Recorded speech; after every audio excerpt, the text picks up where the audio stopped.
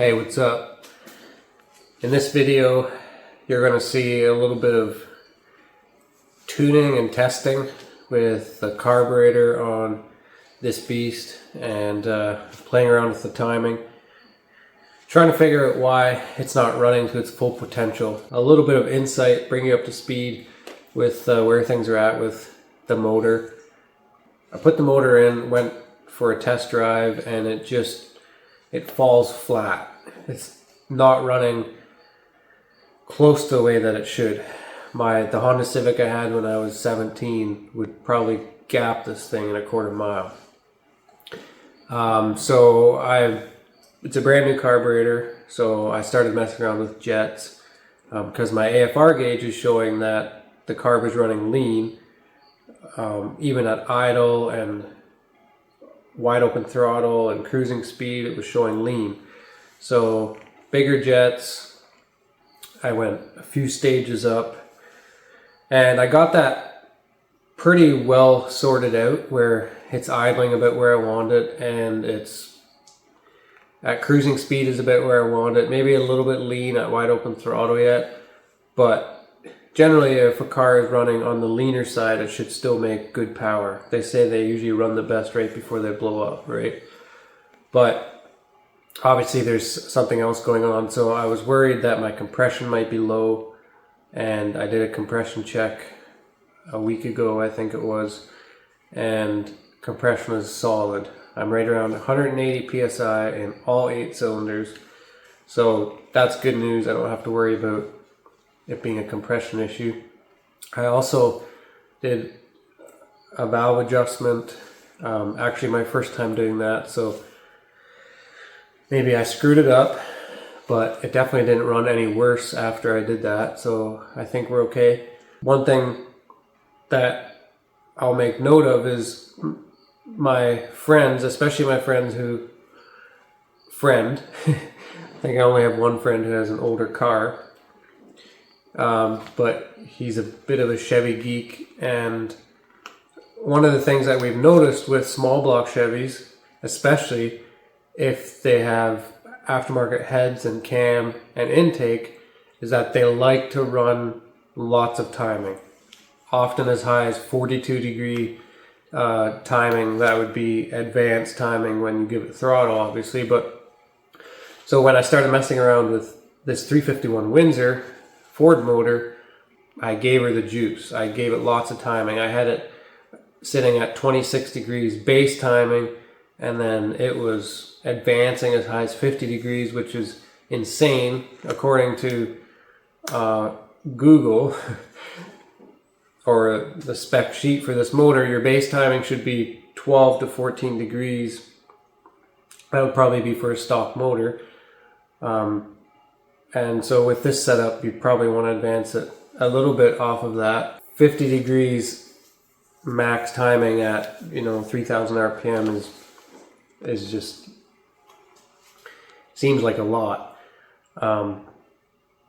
But the reason that I was giving it so much timing, well, one is because I've watched people do this with Chevy motors and they like all that timing. It seemed like the car ran the best with 26 degrees. If I would go any lower than that and snap the throttle, then it would backfire and like flames would come out of the car.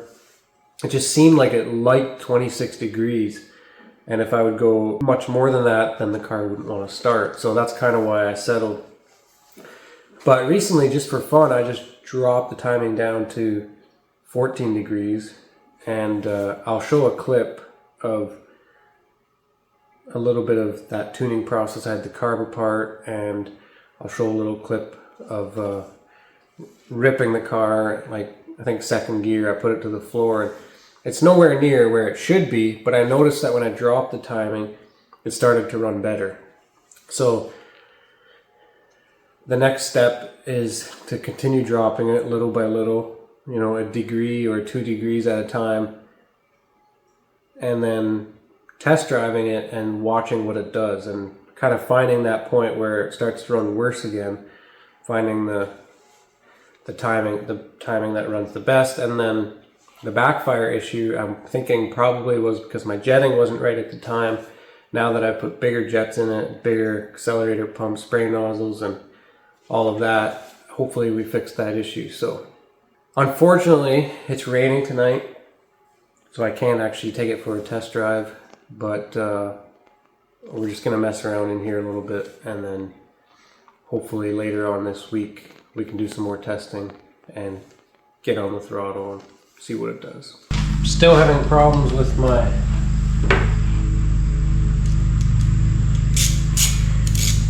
tuning, so I'm pulling my float bowls off one more time.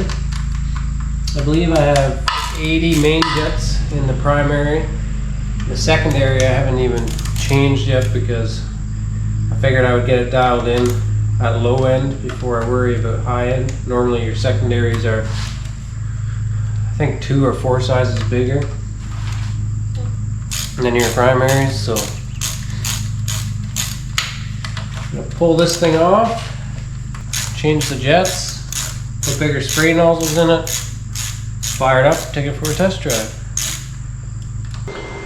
Alright, I got the primary off. This here is the metering block. This is what takes the fuel from the float bowl. Let me get a better. The float bowl. It sucks the fuel from the float bowl through these 2 main jets right here. And so right now I actually have 82s in there, and I might try bumping them up to 84s. We're gonna pop these out. We're gonna try going, yeah, a little bit bigger, and then we're gonna change the jets in the secondary and open up my spray nozzles a little bit more, and then we'll go for a test drive and hopefully that works. Second gear, 3,000 RPM, we're gonna mash it.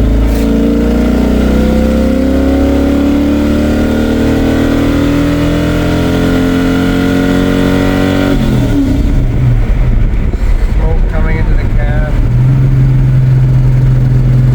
What I'm gonna try and do tonight is, I don't know if you can see it, but right here, there's supposed to be a little, I don't know what you call it, nozzle that comes out, and then there's a hose that runs from there to my overflow catch can, which is that black thing that I just installed the other week.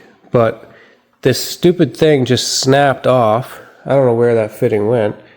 But anyways, I gotta run to Canadian Tire, get a screw extraction kit, and see if I can get the little broken fitting that's still in there, and then I'm going to order a new one that hopefully will thread right in. Alright, just about to rip the old Volkswagen Jetta GLI with a Christmas tree on the dash, because every light that you can think of is on, including the low fuel light.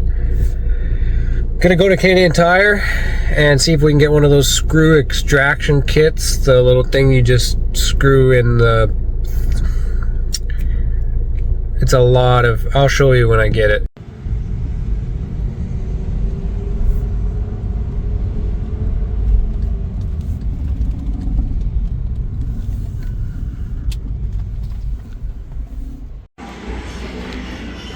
I go to Canadian Tire much more often than I care to admit, but I look on the website, it said aisle 23. This is exactly what I'm looking for. Just spin that bad boy into your broken thing, and then it should twist it right out. Let's go purchase this and get to working on the car. So I got this thing in here, and now I'm going to try turning it out.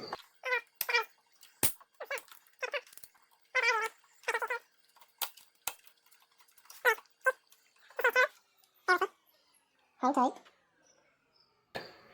I got that thing out. Now I just need to order a fitting. What's up? It's Friday evening. Earlier this week I was, as you saw in the video earlier this week, I was doing a little bit of messing around with the carburetor, and I was trying to get this thing dialed in a little bit better. But a few things happened over the past couple days that I didn't get on video. So I'm just going to take a couple minutes and bring you up to speed. So I was going to make sure that the car was running on all 8 cylinders, and to do that I was simply going to have the car running and pull off my spark plug wires off the distributor one by one, and then listen for any changes. And if there was no change, then might be a sign that that cylinder wasn't running in the first, or wasn't firing in the first place. So when I did that, I got to the second wire and my car actually died right out and it would not start. It sounded like it didn't have spark. So I did a whole bunch of testing and I was pretty sure that it was my coil. Apparently there are ignition coils that work better with the MSD 6AL system that I have here, and one of those is the MSD Blaster. So I'm hoping that my power issue has actually more to do with electrical and that the right ignition coil, which I now have, the MSD Blaster, and I'm going to be installing it here in a couple minutes. Hopefully that's going to fix my problem. Unfortunately, when I plugged in that new coil that I got and tried to fire my car, it still didn't start. So just this morning, before I went to work, I did some more tests on my MSD box. And by the way, that thing is brand new. I bought it a few months ago and I've hardly driven the car. But I did some testing and the MSD box is junk. Something inside that sends the signal to the ignition coil fried, I'm assuming. So I picked up an MSD box today. I'm going to swap it out and I'm going to switch to my MSD ignition coil, and then we're going to fire it up and see if it runs better, see if it runs richer, and see if it has more power. Just put in this new MSD box, and this is my new MSD Blaster coil. I don't have it fastened in yet because I'm going to test it. So let's fire it up, or at least try to.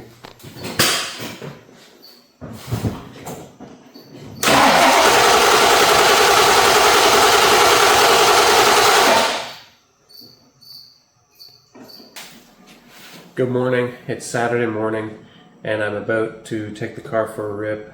I ended up spending a few hours last night trying to get this thing started, and I didn't get footage of that. My battery was dying, but I still don't know exactly what was wrong. I had the distributor apart, and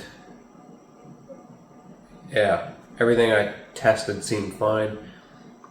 And I put it back together, and I finally got it running.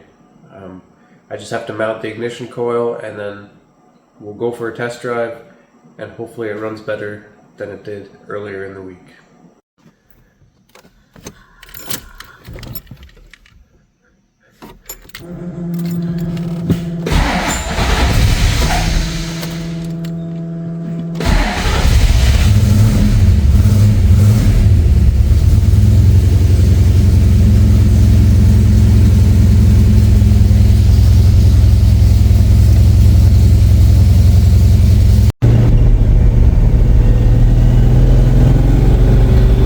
Putting it to the floor in second.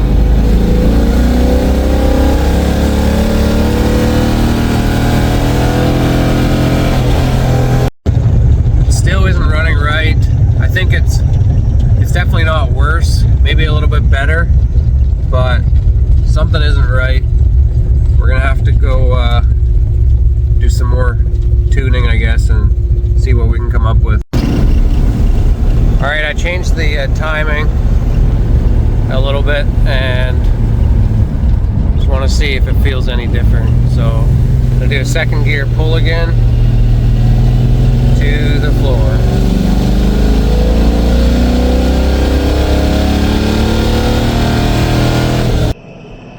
Two test drives, both of them were terrible. The car still doesn't run good. Every time that I back this car out of the shop and I go for a test drive, I'm hoping that it's going to run a lot better than it did last time, and at some point I have to be able to break through and have it run good.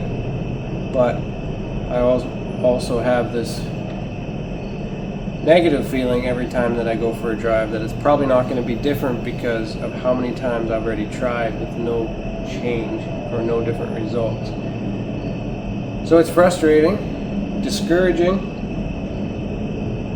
but I'm not giving up. So this is where I'm going to end the video.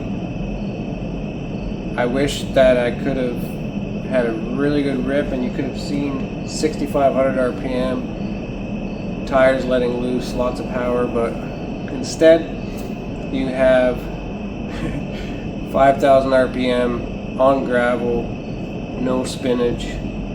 I don't know what else to say. It's terrible, and summer is winding down. This is really sounding sad, but it is. But I'm gonna keep trying, and next week we'll dive into some more things, and at some point something has to change. We'll find it, even if that means pulling the motor to pieces and figuring it out. But I tested every single spark plug wire and it has good spark, so I know that I have good spark, although I couldn't really test that under load. But it's a brand new MSD box, brand new ignition coil.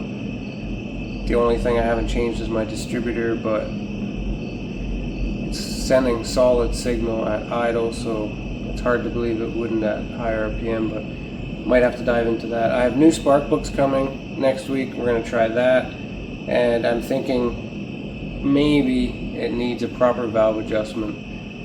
I tried doing that and I don't know if I did it properly. So the good news is we're narrowing down the options of what could be wrong, and worst case scenario, we'll pull the motor out,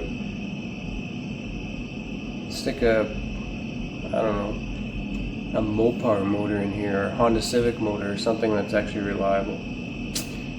Anyways, peace out, y'all.